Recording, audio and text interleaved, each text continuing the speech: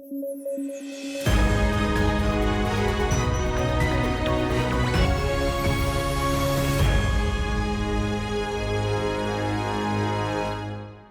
News at 9 programme में आपका स्वागत है। मैं हूं अमृत उपाध्याय। आइए जल्दी से देखें आज की हेडलाइंस।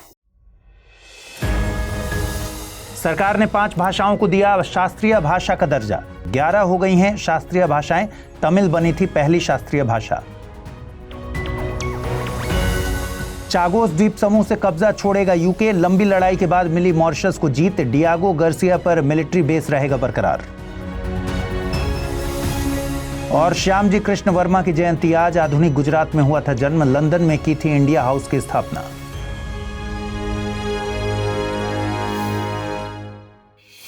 आइए शुरू करें।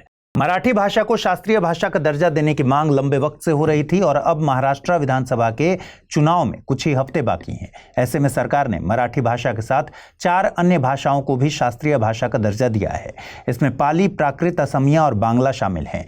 देखिए, अभी तक भारत में 6 भाषाओं को शास्त्रीय भाषा का दर्जा दिया गया था। इनमें तमिल, संस्कृत, तेलुगु, कन्नड़, मलयालम और ओडिया शामिल हैं। हालिया भाषाओं को मिले दर्जे के बाद अब कुल शास्त्रीय भाषाओं की संख्या 11 हो गई है। अक्टूबर 2004 में भारत सरकार ने घोषणा की थी कि जो भाषाएं कुछ निश्चित आवश्यकताओं को पूरा करेंगी उन्हें भारत की शास्त्रीय भाषा का दर्जा दिया जाएगा। तमिल पहली भाषा है जिसे शास्त्रीय भाषा का दर्जा दिया गया था। नवंबर 2004 में संस्कृति मंत्रालय ने एक समिति गठित की थी। यह कमेटी साहित्य अकादमी के तहत एक भाषा विशेषज्ञ समिति थी और इस समिति को शास्त्रीय भाषा के लिए प्रस्तावित भाषा की एलिजिबिलिटी की या फिर योग्यता की जांच करनी थी। फिर इस कमेटी की जांच के बाद 2005 में संस्कृत को शास्त्रीय भाषा का दर्जा दिया गया। वहीं तेलुगु और कन्नड़ को 2008 में, मलयालम को 2013 में और ओडिया को 2014 में शास्त्रीय भाषा का दर्जा मिला था। किसी भाषा को शास्त्रीय भाषा का दर्जा देने के लिए कुछ शर्तें होती हैं।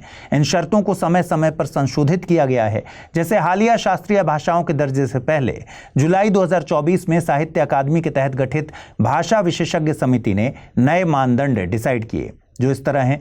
पहली कंडीशन कि भाषा के प्रारंभिक ग्रंथों और इतिहास की प्राचीनता 1500 से 2000 वर्षों की अवधि की होनी चाहिए। दूसरी शर्त, ज्ञान ग्रंथ विशेष रूप से गद्य ग्रंथ के अतिरिक्त काव्य और अभिलेखीय साक्ष्य होने चाहिए। तीसरी शर्त के मुताबिक भाषा के साहित्य या ग्रंथों का ऐसा समूह हो जो इसे बोलने वाले लोगों के लिए अमूल्य विरासत माना जाता हो। चौथी शर्त के मुताबिक शास्त्रीय भाषा और साहित्य अपने वर्तमान स्वरूप से अलग हो सकते हैं या अपनी शाखाओं के बाद के रूपों से अलग हो सकते हैं। यूपीएससी की प्रारंभिक परीक्षा में पूछे गए कुछ सवालों पर गौर कर लीजिए। 2014 में यूपीएससी ने सवाल पूछा था, निम्नलिखित भाषाओं में किसको या किनको सरकार ने श्रेष्ठ या फिर शास्त्रीय भाषा या भाषाएं घोषित किया। गुजराती, कन्नड़, तेलुगु कूट दिया गया था 1 और 2, केवल 3, 2 और 3 या फिर ये सभी। इस प्रश्न का सही जवाब है ऑप्शन सी, यानी कन्नड़ और तेलुगु। 2015 में भी यूपीएससी ने एक और सवाल पूछा। सवाल था, हाल ही में निम्नलिखित में से किस एक भाषा को शास्त्रीय भाषा का दर्जा दिया गया है। ओडिया, कोंकणी, भोजपुरी या फिर असमिया। और इस प्रश्न का सही जवाब है ऑप्शन ए, यानी ओडिया।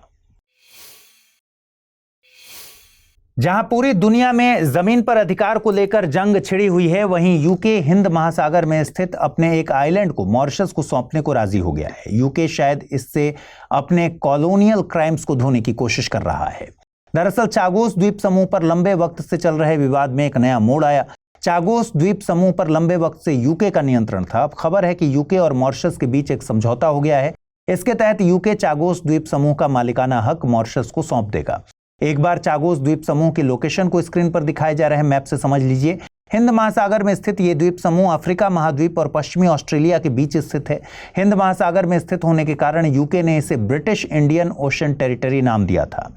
ये द्वीप समूह कई द्वीपों का समूह है जिसमें Salomons Island, Peros, Banhos, Nelsons Island, 3 Brothers Islands, Eagle Islands और डेंजर आइलैंड्स जैसे द्वीप शामिल हैं। यहीं पर डियागो गार्सिया नाम के आइलैंड पर यूएसए का मिलिट्री बेस भी स्थित है। हिंद महासागर में स्थित इस आइलैंड पर यूके का कंट्रोल कैसे हुआ? देखिए, नेपोलियन की हार के बाद यूके ने इसे फ्रांस से कैप्चर किया था। फिर 1968 में मॉरिशस जब यूके से आजाद हुआ तो इस आइलैंड को यूके ने आधिकारिक तौर पर अपने नियंत्रण में घोषित कर दिया। मॉरिशस यूके पर लगातार ये आरोप लगाता रहा है कि यूके ने आजादी देने के बदले मॉरिशस से चागोस द्वीप समूह का कंट्रोल लिया था। बताते हैं कि तब यूके ने इस द्वीप समूह के सबसे बड़े आइलैंड डियागो गार्सिया को यूएसए को देने का समझौता कर लिया। डियागो गार्सिया की लोकेशन रणनीतिक तौर पर बहुत अहम है। यहां मिलिट्री बेस होने से यूएसए एशिया और अफ्रीका दोनों पर नियंत्रण रख पाता है।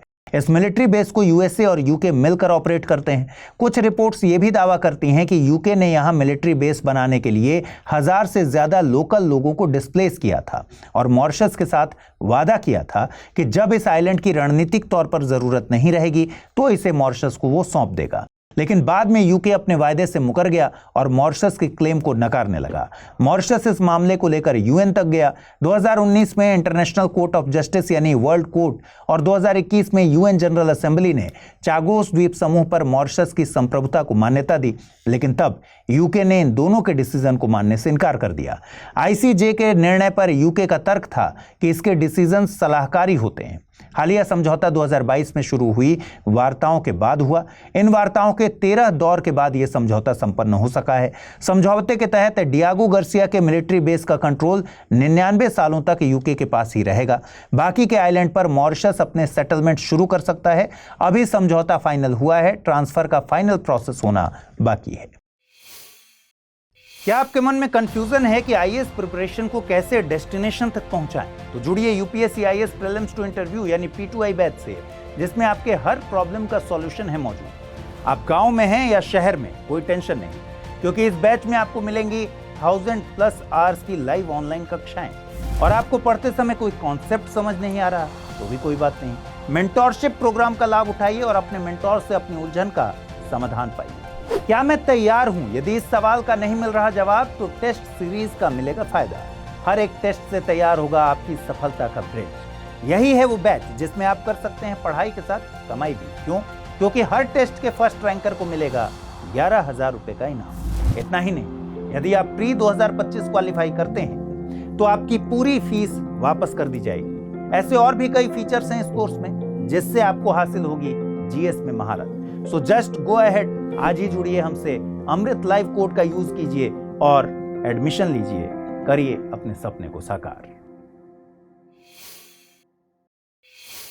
4 अक्टूबर को भारतीय स्वतंत्रता के महान सेनानी श्यामजी कृष्ण वर्मा की जयंती मनाई जाती है। इस मौके पर प्रधानमंत्री नरेंद्र मोदी ने उन्हें श्रद्धांजलि अर्पित की।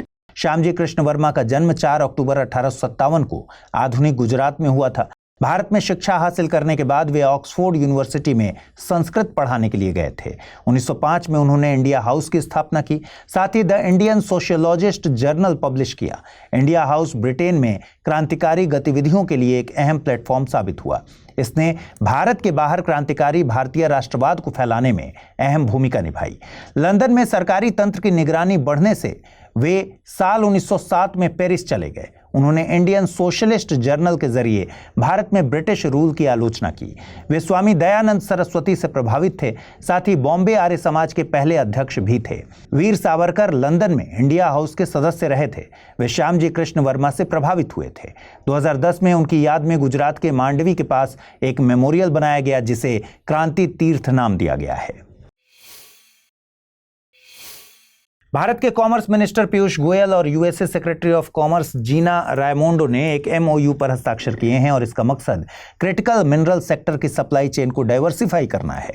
साथ ही दोनों देश क्रिटिकल मिनरल्स के क्षेत्र में एक दूसरे के पूरक बनेंगे। समझौते के तहत मुख्य फोकस भारत और यूएसए के क्रिटिकल मिनरल्स के व्यावसायिक विकास के लिए मौजूद बेहतर प्रैक्टिसेस पर रहेगा। साथ ही मिनरल्स के खनन, प्रोसेसिंग, रिसाइकलिंग और रिकवरी को लेकर साथ मिलकर काम किया जाएगा। इस मौके पर भारत ने दक्षिण अमेरिका और अफ्रीका के मिनरल रिच देशों को इस समझौते में शामिल करने की बात कही है। भारत और यूएसए के बीच हुए इस समझौते के पीछे मुख्य वजह है चीन। देखिए, चीन ने क्रिटिकल मिनरल्स पर कंट्रोल कर रखा है। क्रिटिकल मिनरल्स के रिसोर्सेज पर कंट्रोल होने के चलते चीन क्लीन टेक की सप्लाई चेन को भी कंट्रोल करता है। इन मिनरल्स का यूज सोलर इक्विपमेंट और इलेक्ट्रिक व्हीकल मैन्युफैक्चरिंग में किया जाता है, जो कि आज के वक्त की सबसे बड़ी जरूरत है। चीन ने कई बार ऐसे कुछ कदम उठाए हैं जिसके चलते भारत और यूएसए दोनों इस सेक्टर में आत्मनिर्भर होने की कोशिश कर रहे हैं। जैसे चीन ने गैलियम और जर्मेनियम के निर्यात पर प्रतिबंध लगा दिया था। इसके अलावा चीन ने रेयर अर्थ मैग्नेट्स की मैन्युफैक्चरिंग तकनीक और क्रिटिकल मिनरल्स को अलग करने की तकनीक के निर्यात पर भी बैन लगाया है। आपको बता दें कि मिनरल का मतलब तो खनिज है, लेकिन क्रिटिकल से मतलब ऐसे खनिजों से है जिनकी सप्लाई में रुकावट आने से देश की अर्थव्यवस्था पर व्यापक तौर पर प्रभाव पड़ता है। दूसरा, ये क्रिटिकल इस सेंस में भी हैं क्योंकि इनका प्रयोग उच्च तकनीक वाले उत्पादों में होता है। साथ ही ग्रीन टेक्नोलॉजीज में इन मिनरल्स का उपयोग होता है। Cobalt, graphite, iridium, gallium, neodymium, glauconite, lithium, chromium, platinum, ये सारे मिनरल्स इसकी लिस्ट में शामिल हैं। आइए देखें आज का टर्म ऑफ द डे। आज का टर्म ऑफ द डे है लाइकेन्स। लाइकेन्स प्रकृति में सहजीविता के प्रतीक हैं। लाइकेन्स कवक और एल्गी की सहजीविता से बनते हैं। ये खुद में एक माइक्रो इकोसिस्टम है। ये मिट्टी की गुणवत्ता बढ़ाने में भी भूमिका निभाते हैं। लाइकेन पायोनियर स्पीशीज के तौर पर जाने जाते हैं। ये पृथ्वी की सबसे पुरानी स्पीशीज में से एक है। इसके अलावा प्रदूषण के लिए बायो इंडिकेटर के तौर पर भी ये काम करते हैं। वायु प्रदूषण का सबसे ज्यादा असर लाइकेन्स पर होता है।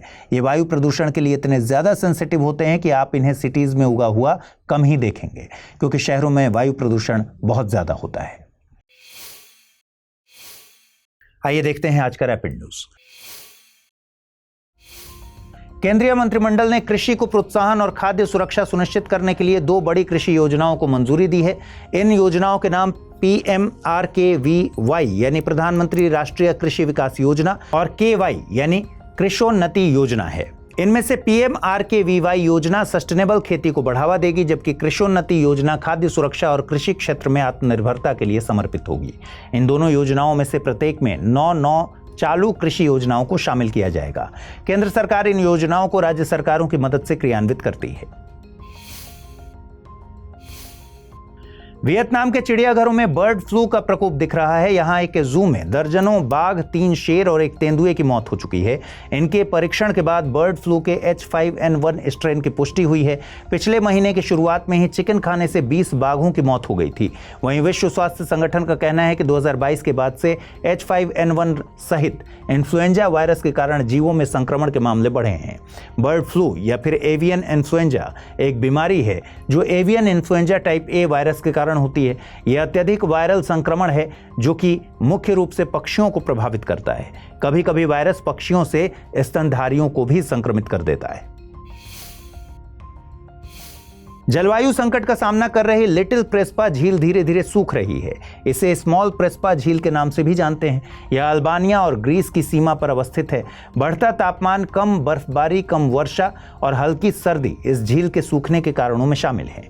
आपको बता दें कि यह झील बाल्कन प्रायद्वीप में अवस्थित है। यह प्रेस्पा झील सिस्टम का ही हिस्सा है, जिसमें ग्रेट प्रेस्पा झील और लिटिल प्रेस्पा झील शामिल हैं। दोनों झीलें एक संकरी पट्टी द्वारा अलग होती हैं। लिटिल प्रेस्पा झील प्रेस्पा नेशनल पार्क का हिस्सा है। ये झील रामसर साइट के रूप में भी नामित है। इस न्यूज और ऐसी ही न्यूज को डिटेल में और मैप पर आसानी से समझने के लिए आप मैप इन न्यूज प्रोग्राम को देख सकते हैं। यूरोपीय आयोग के संयुक्त अनुसंधान केंद्र ने ग्लोबल ड्राउट सितंबर 2024 नाम से एक रिपोर्ट जारी की। इस रिपोर्ट के अनुसार दुनिया भर में तापमान और बारिश में भारी विसंगतियां रिकॉर्ड की गई। वर्तमान में दुनिया भर में 40% भूमि खराब हो चुकी है, जिसका सीधा असर 3.2 अरब लोगों पर पड़ रहा है। इसके अलावा 2050 तक वैश्विक आबादी का 3/4 हिस्सा सूखे से प्रभावित हो सकता है। ऐसी ही वैश्विक चुनौतियों को ध्यान में रखते हुए संयुक्त राष्ट्र के नेतृत्व में सूखे से निपटने के लिए जिनेवा में 3 दिवसीय DR यानी ड्राउट रेजिलियंस +10 सम्मेलन का आयोजन किया गया। दरअसल यह सम्मेलन 2013 में आयोजित HMNDP यानी राष्ट्रीय सूखा नीति पर उच्च स्तरीय बैठक का अगला चरण यह हिस्सा है, जो लगभग 10 वर्षों बाद आयोजित हो रहा है। इसका आयोजन 2013 में अंतर्राष्ट्रीय और क्षेत्रीय संगठनों तथा प्रमुख राष्ट्रीय एजेंसियों के साथ मिलकर जिनेवा में किया गया था। आइए देखते हैं आज के बुलेटिन पर आधारित प्रश्न। पहला सवाल, हाल ही में निम्नलिखित में से किस या किन भाषाओं को शास्त्रीय भाषा का दर्जा दिया गया है? पाली, प्राकृत, असमिया, बांग्ला, मराठी। कूट का प्रयोग कर सही उत्तर चुनना है। 1 और 2, 1, 2 और 3, 1, 2, 3 और 4 या फिर ये सभी। अगला प्रश्न है, लिटिल प्रेस्पा झील स्थित है अल्बानिया और ग्रीस की सीमा पर, चिली और पेरू की सीमा पर, फ्रांस और स्विट्जरलैंड की सीमा पर या फिर इजराइल लेबनान की सीमा पर। आइए देखिए पिछले बुलेटिन में मैंने क्या सवाल पूछे थे, उनके सही जवाब क्या हैं। पहला सवाल था, भारत में कॉफी बोर्ड के संदर्भ में निम्नलिखित कथनों पर विचार करें। Coffee board ministry of commerce के तहत एक सांविधिक संस्था है। इसका मुख्यालय बेंगलुरु में स्थित है। ऊपर दिए गए कथनों में से कौन सा सही है? केवल एक, केवल दो, एक और दो दोनों, न तो एक नहीं दो। सही जवाब है विकल्प सी, यानी दोनों कथन सही है। अगला प्रश्न था, क्लाउडिया शिनबाम ने किस देश की पहली महिला राष्ट्रपति का पद संभाला है? मैक्सिको, कनाडा, ग्रीस या फिर न्यूजीलैंड? सही जवाब है मैक्सिको, यानी विकल्प ए। तो आज इस बुलेटिन में इतना ही। कल रात पूरे हफ्ते की कंपाइलेशन के साथ आपसे मुलाकात होगी। ख्याल रखिए अपना, ठीक से पढ़ाई कीजिए। अगर आप इस बुलेटिन की पीडीएफ हासिल करना चाहते हैं, अमृत उपाध्याय 007 टेलीग्राम चैनल पर इसकी पीडीएफ रोजाना मिलती है। और आज जो सवाल मैंने पूछे हैं उनके सही जवाब कमेंट सेक्शन में जरूर दीजिएगा। नमस्कार।